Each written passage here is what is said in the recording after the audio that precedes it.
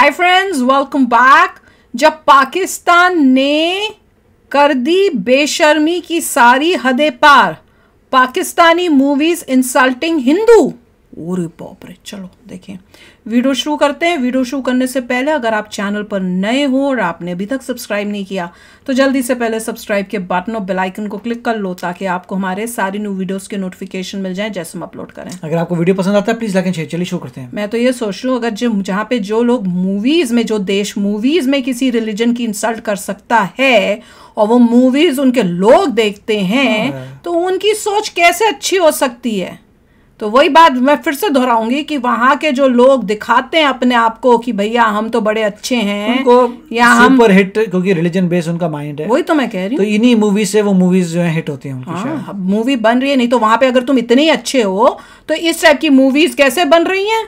तुम लोग क्यों नहीं खड़े होते, स्टैंड क्यों नहीं लेते, क्यों नहीं बोलते? दिखाते हैं और मूवीज हिट हो जाती हैं। वो इन्हीं मूवियों से फिर सीखते हैं ना, और इन्हीं मूवियों से उन्होंने सीखा है कि कैसे पैसे के लिए जो है दूसरे देशों के लोगों को उल्लू भी बेवकूफ़ कैसे बनाए, व्यूज़ के लिए झूठ भी बोल दें।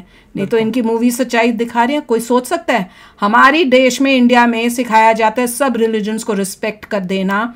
कोई मूवीज़ में ऐसा नहीं होता कि भैया कि आप किसी रिलीजन को डिसरिस्पेक्ट करो, और अगर होए तो उसी टाइम कोई एक्शन लिया जाता है। तो जो बनाता है मूवी उसको भी बताया जाता है बहुत ध्यान से मूवी बनाओ, खासकर जब रिलीजन की बात हो। एग्जैक्टली। तो पता नहीं ये क्या कर रहे हैं। चलो देखें पहले हैं क्या, दिखा क्या रहे हैं। तो वीडियो शुरू करते हैं। वीडियो शुरू करने से पहले अगर आप चैनल पर नए हो और आपने अभी तक सब्सक्राइब नहीं किया तो जल्दी से पहले सब्सक्राइब के बटन और बेल आइकन को क्लिक कर लो ताकि आपको हमारे सारे न्यू वीडियोस की नोटिफिकेशन मिल जाए जैसे हम अपलोड करें। अगर आपको वीडियो पसंद आता है प्लीज लाइक एंड शेयर। चलिए शुरू करते हैं। कह रही हूँ पिताजी, काश हिंदू कौम में जन्म न लेती, किसी मुसलमान के घर में पैदा होती। ये हाल है पाकिस्तानी फिल्म्स का, जहाँ हिंदूज का सरेआम मजाक बनाया जाता है। पर अगर फैक्ट बाइक है कि बॉर्डर मूवी में भी अपने इंडियन फ्लैग को जमीन पर फेंका गया है तो यकीन नहीं होता ना। ऐसा नहीं हो सकता, कह दो कि ये झूठ है। पर फैक्ट भाई उसका भी प्रूफ लेके आया है। तो रुक जाओ, क्योंकि भगवान शंकर की मूर्ति गिराने के बाद आपका चुप रहना मुश्किल नहीं, नामुमकिन होगा। अगर ये देखकर आपकी आंखें लाल हो गई हैं, तो वीडियो को अभी बंद कर दीजिए, क्योंकि इन फिल्म्स को जानने के बाद आपके तन मन से एक ही आवाज आएगी, नंबर 1, काश मैं हिंदू कौम में जन्म न लेती। क्या पाकिस्तान के अंदर न सिर्फ बेटी पढ़ाओ और पूरे मुल्क को पढ़ाओ और मुल्क बचाओ वाले नारे की जरूरत है? क्योंकि शायद यहाँ की जनता अपनी किताबों से ज्यादा फिल्मों से ज्ञान लेना पसंद करती है, और जहाँ एंटरटेनमेंट बिकता हो तो कौन उसे नहीं बेचने की सोचेगा। तो भाई लोग, वैसी ही एक फिल्म है मुसलमान। इस मूवी में मुद्दा तो कश्मीर की आजादी का है, पर इसके अंदर का मसाला अलग है। कहीं इनका एक ऑफिसर बार बार हे भगवान बोलता है, हे भगवान, तो दूसरी तरफ हिंदुस्तान को एक दहशतगर्द दुश्मन बताया जा रहा था। लेकिन इस मूवी में सिर्फ याराना नहीं है, मंदिर के अंदर पूरे का पूरा सॉन्ग भी फिल्माया है। पर भाई लोग, असली झटका तो मूवी का क्लाइमैक्स देख के लगता है, जहाँ इंडियन गवर्नर की बेटी बोलती है कि काश मैं हिंदू कौम में जन्म न लेती। काश मैं हिंदू कौम में जन्म न लेती, किसी मुसलमान के घर में पैदा होती। नहीं, क्लाइमैक्स ये नहीं है, अभी तो और भी बाकी है, जहाँ खड़े खड़े लड़की अपना धर्म बदल लेती है। मैं मुसलमान होना चाहती हूँ। सुबहान अल्लाह। तो फिर बिस्मिल्लाह पढ़कर कलमा पढ़ो बेटी। अब इसका एंड कैसा हुआ होगा वो तो आप समझ ही गए होंगे। वैसे वो कश्मीर तो नहीं ले सकते, पर हाँ, उन्होंने कुछ हिंदुस्तानियों को बॉम्ब जैसे डायलॉग से जरूर मारा। मेरे खुदा ने मुझे शहादत का रुतबा नसीब किया। तो क्या सीखे? वेल, इसमें ना लॉजिक था ना कोई सीख, बस था हिंदू का अपमान। इतिहास वो क्या है? मूवीज माने काल्पनिक घटनाएं, राइट? क्योंकि सायाए खुदाए जुलजलाल मूवी में 1965 का इंडो पाक वॉर इंडिया नहीं पाकिस्तान जीता था।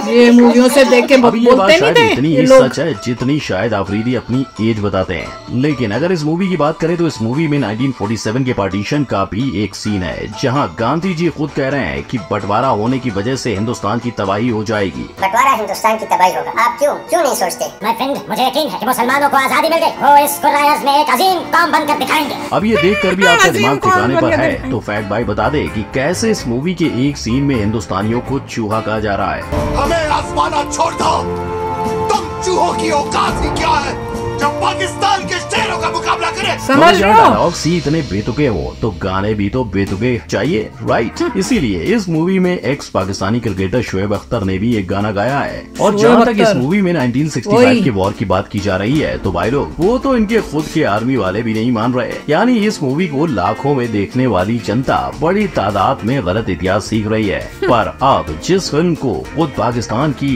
Inter service public relations ISPR और एयरफोर्स फंड कर रही हो, उससे आप और क्या उम्मीद करोगे? नंबर 2, भोले शंकर का अपमान।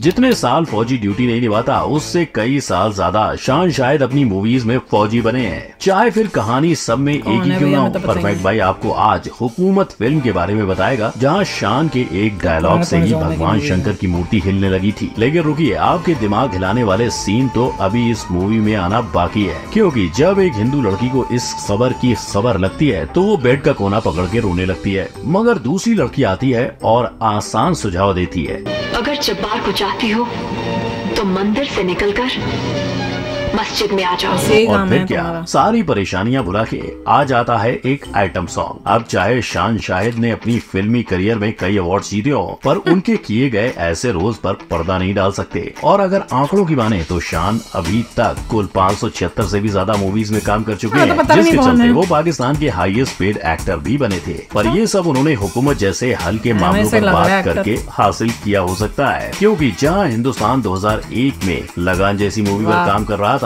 पाकिस्तान में वही पुराने मुद्दों पर बात हो रही थी। नंबर 3, कश्मीर में किए हिंदू ने धमाके। अगर आपका बच्चा शरारत करे तो क्या आप अपने पड़ोसी पर इल्जाम डालेंगे? नहीं ना। खैर, इस वॉर की सस्ती कॉपी वाले मूवी में ऐसा ही बताया गया है। पाकिस्तान में टेररिज्म बढ़ने का मुख्य कारण है इंडिया।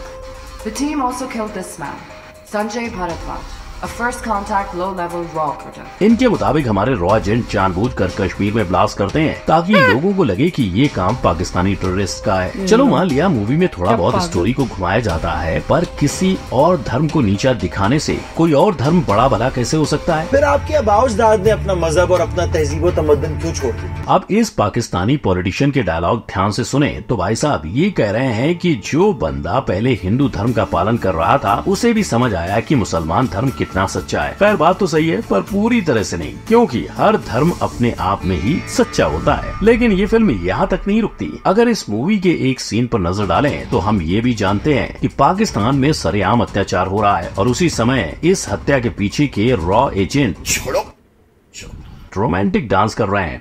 हाँ, ये कर लो पहले। खैर बैड बाय की निगाहें बस अब इस बात पर टिकी हैं कि आने वाले समय में फिर ऐसा ना हो, क्योंकि जल्दी इस फिल्म का सेकंड पार्ट भी आने वाला है। नंबर 4, तिरंगे का अपमान। आज हम ऐसी बॉक्सिंग मैच की बात करेंगे जो इतिहास के पन्नों में खो चुकी है। जी हाँ, खालिद और भारत के बीच हुआ वो मुकाबला जहां खालिद आसानी से जीत गया था। हालांकि अगर हकीकत बताई जाए तो 2022 के कॉमनवेल्थ गेम्स में इंडिया की हुई जीत ही सामने आती है। पर खैर, अगर मनगढ़ंत कहानी वाले इस मूवी की अगर बात करें तो भारत के कई पंचेस के बाद भी खालिद को कुछ असर नहीं पड़ता, पर खालिद के एक मुक्के से भारत हवा में उड़ने लगता है। इस मैच के बाद फिल्म की हिंदू हीरोइन प्रीति खालिद के प्यार में लटू हो जाती है और ऑफ कोर्स वो गाना गाने लगती है। मेरा प्यार हुआ कैसे सजना। लेकिन इनके बेतुके सीन यही खत्म नहीं होते। इस मूवी में कुछ बेतुके डायलॉग्स भी भरे पड़े हैं। औरतों पर जुल्म करना हिंदू कौम की पुरानी रिवायत है। पर भाई लोग, ये तो हम सब जानते ही हैं कि भारत एक ऐसा देश है जहां औरतों को देवी के रूप में पूजा जाता है और अपनी सरजमीन को भी हम माता का दर्जा देते हैं। तो शायद ऐसे डायलॉग्स लिखते वक्त इनके राइटर सस्ता नशा जरूर कर रहे होंगे और इस मूवी के एंड में वही होता है जो इन्हें पहले से चाहिए था, इंडिया का झंडा नीचे गिराकर अपना झंडा लगाना। When I will grow up, I will be army and save India and destroy Pakistan.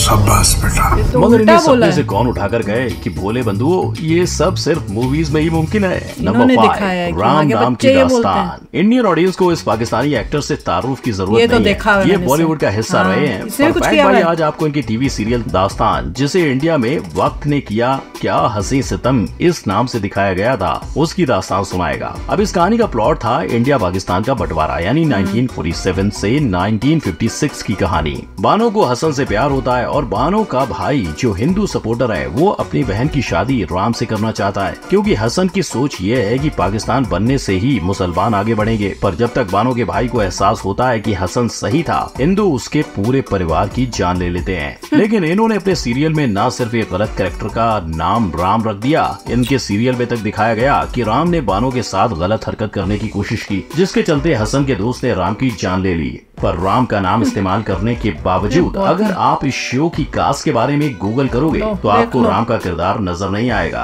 Number 6, सरदार बन गया गद्दार। इससे पहले कि फैक्ट भाई ये बताया कि कैसे इस मूवी ने हिंदुओं का मजाक उड़ाया है, उससे पहले ये जानिए कि घर कब आओगे कि एक गाने को हमारी dance queen Saroj Khan choreograph कर चुकी हैं। और तो और इस मूवी के कुछ गाने उदित नारायण और अलका याग्निक जैसे सिंगर्स गा चुके हैं। तो अब ये जान लिया है तो चलिए ये जानते हैं कि कैसे इस मूवी में एक सरदार कैरेक्टर को भी मुस्लिमों के साथ देते हुए दिखाया गया है और बताया गया है कि वो भी चाहता है कि दहशतगर्दों की हार हो। और इस मूवी को देख के ऐसा ही लगता है कि इसे शायद बनाए ये बताने के लिए गया है कैसे पाकिस्तानी सिपाही पीछे हटा नहीं करते।